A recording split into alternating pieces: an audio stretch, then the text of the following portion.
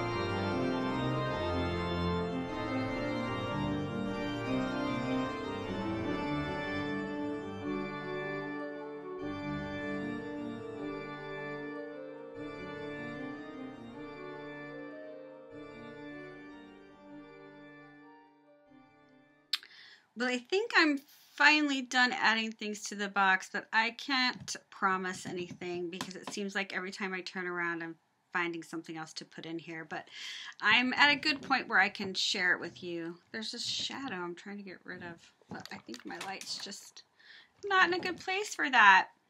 So what I did is I added some book charms that I made here and here, and added a couple metal pieces around, and added some jars. This one's filled with beads, and then I stickled around these black leaves and added them on. And in here, this black rose that has the glitter petals edged in purple, I tore one of them up and put all the leaves inside of here along with some micro beads. Just thought that was cool. And then tied this purple seam binding around there. And then added this beaded trim to the back. And adhered this metal cross with some E6000.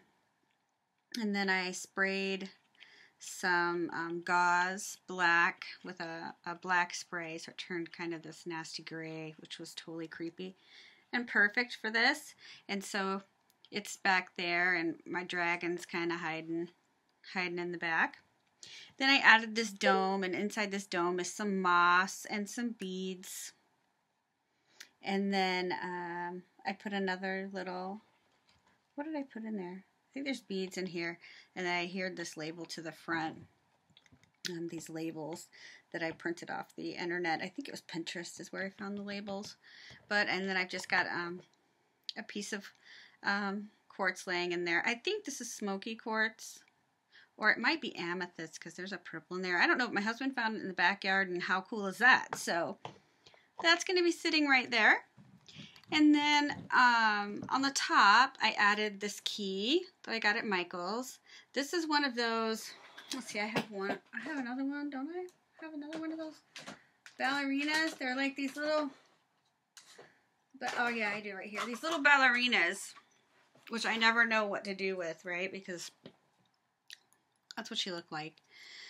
So I just sprayed her black, and now she's totally cool and on top of my shadow box. And here's another one of the skeleton heads, and then I added the rose, and I tied around the rose some purple and black seam binding. And I don't know if you can tell, but around the witch, I brushed on some stickles around her whole silhouette. So I'll try to pick that up in the pictures. But I hope you enjoyed my little Halloween project, and thanks everybody for watching, and I will see you next time.